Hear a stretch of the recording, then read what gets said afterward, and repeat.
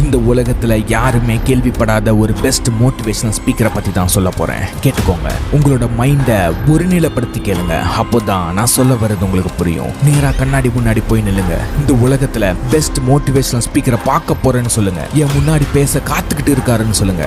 யோசிக்கிறீங்களா? அது வேற யாரும் இல்ல, நீங்க தான் அது. ஆனா அந்த மோட்டிவேஷனல் ஸ்பீக்கரை ஓரமா தூங்க வச்சுட்டு என் வாழ்க்கை எப்பவுமே சந்தோஷமா இருந்ததே இல்ல, எப்பவுமே கவலையா இருக்குன்னு சொல்லுவோம். எனக்கு டிப்ரெஷன் பிடிச்சிருக்கா இல்ல டிப்ரெஷனுக்கு என்ன பிடிச்சிருக்கான்னு வித்தியாசம் தெரியாத அளவுக்கு டிப்ரெஷன்ல மூழ்கி இருப்போம். ஒர்க் டென்ஷன்ல, வீட்டு பிரஷர்ல, சோகத்தை மட்டுமே மனசுல வச்சுட்டு சுத்திட்டு இருப்போம். இந்த மாதிரி சுத்திட்டு இருக்கிறீங்க அப்படின்னா இந்த வீடியோ கண்டிப்பா உங்களை மோட்டிவேட் பண்ணும், இல்ல உங்களுக்குள்ள இருக்கிற மோட்டிவேஷனல் ஸ்பீக்கருக்கு உயிரை கொடுக்கும். ஹலோ மக்களே, நான் உங்கள் நண்பன் Navesh. Welcome to the channel epic life Tamil. என்னடா வாழ்க்கை இது, நான் ஒன்று நினைச்சு பண்ணா வேற ஒன்று நடக்குது. இந்த ஒர்க் ரொம்ப ப்ரெஷரா இருக்கு, ஆனா கொஞ்சம் கூட சாட்டிஸ்ஃபேக்ஷனே இல்ல. என் ஆளு என்ன விட்டு போயிட்டான், என் சம்பளம் பத்தல, கையில மணி இல்ல, அதனால ஹாப்பி இல்ல, காசு தான் கடவுள்னு ஃபீல் பண்ற நேரத்துல ஃப்ரெண்ட்ஸ் இருந்தா தான் ஹாப்பியா இருப்பேன், இல்லனா தனியா உட்காந்து டிப்ரெஷன் ஆயிடுவேன்னு நீங்க சொல்றது புரியுது. இந்த money, happiness, depression, love failure, feeling alone இதெல்லாம் மத்தவங்க கிட்ட இருந்து வருதுன்னு நினைச்சிட்டு இருக்கீங்களா?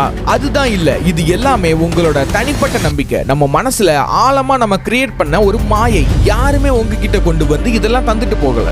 நம்மளா கிரியேட் பண்ண இந்த விஷயத்தை நம்மளால உடைக்க முடியாதா? ஒரு சின்ன ப்ராப்ளம்னாலே மனசு கஷ்டமா இருக்கு, யாராவது நம்மள ஆறுதல் படுத்த மாட்டாங்களா அப்படின்னு யாரையாவது தேடிட்டு இருப்போம். அப்படி தேடி ஆள் கிடைக்கலன்னா நம்ம எல்லா ஃபெயிலியர்ஸ்க்கும், பிரச்சனைகளுக்கும் ஒரே ஒரு பேட்ல ஆன்சர் வச்சிருப்போம், விதின்னு சொல்லி. அந்த விதியை கூட மதியால வெல்லலாம். உங்களை நீங்க நம்ப ஆரம்பிச்சீங்கன்னா உங்க சந்தோஷமும் நிம்மதியும் உங்ககிட்ட இருந்தா வரும். ஒரு அழகான கிராமம். அந்த கிராமத்துல வருஷம் வருஷம் சர்க்கஸ் நடத்துவாங்க. அந்த சர்க்கஸ்ல எல்லாருக்கும் தெரிஞ்ச மாதிரி சிங்கம், புலி, குரங்கு, யானைன்னு நிறைய காட்டு விலங்குகளை வச்சு சர்க்கஸ் நடத்திட்டு இருந்தாங்களாம். அந்த சர்க்கஸ்ல ஒரு வயசான யானை, பெரிய உருவம், மனசு ஃபுல்லா சோகம்னு காலில கட்டின சங்கிலியை பார்த்து ஃபீல் பண்ணிட்டு இருந்துச்சு. அப்போ அந்த சர்க்கஸ்குள்ள ஒரு வண்டி வருது. அந்த வண்டிலையும் ஒரு மிருகம் இருக்குது. அத இந்த யானை பார்க்க முயற்சி பண்ணது, முடியல. அந்த வண்டியில இருந்து அந்த மிருகத்தை இறக்கி அந்த யானைக்கு முன்னாடி கொண்டு வராங்க. அதோட காலிலையும் சங்கிலியை மாட்டிக்கிட்டு போனதுக்கு அப்புறம் தான் அந்த யானைக்கு தெரியுது இது ஒரு குட்டி யானை. அந்த பெரிய யானை ரொம்ப ஃபீல் பண்ணுது. அநியாயமா வந்து இந்த கூட்டத்துக்கிட்ட வந்து மாட்டிக்கிட்டேன்னு பிளிருது அந்த பெரிய யானை.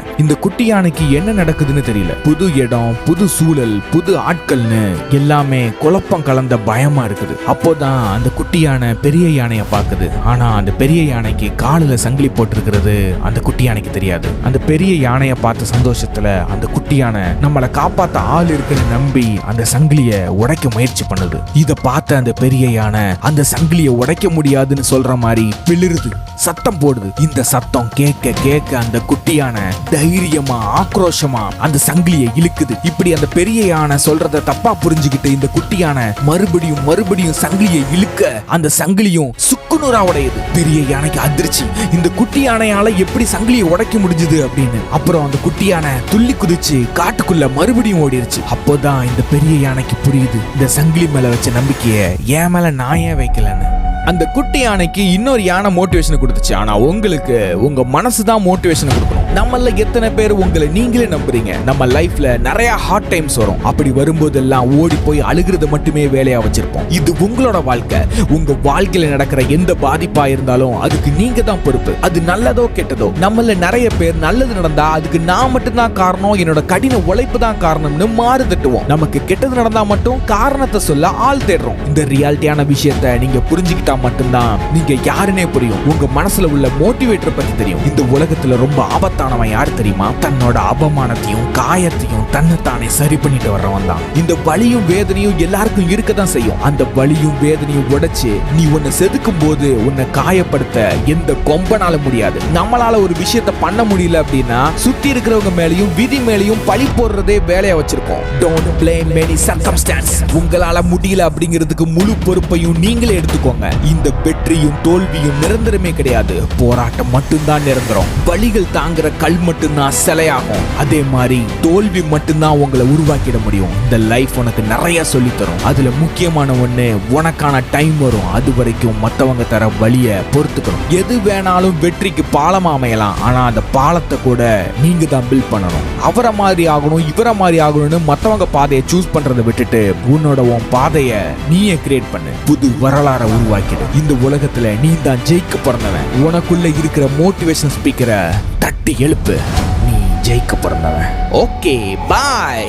நீங்க நினைக்கிற விஷயத்த பண்ண முடியலன்னு சொல்லி வருத்தப்படுறீங்கன்னா இந்த ஸ்கிரீன்ல வரப்போற வீடியோ பாருங்க. உங்களோட தாட்ஸை ஆக்ஷனா கன்வெர்ட் பண்ண கண்டிப்பா இந்த வீடியோ யூஸ் ஆகும். சோ கண்டிப்பா பாருங்க. மறக்காம டாக் சீரிஸ் பாட்காஸ்ட் சேனலை சப்ஸ்கிரைப் பண்ணிருங்க. சென்று வருகிறேன் நான் உங்கள் நண்பன் நேவேஸ். Okay bye.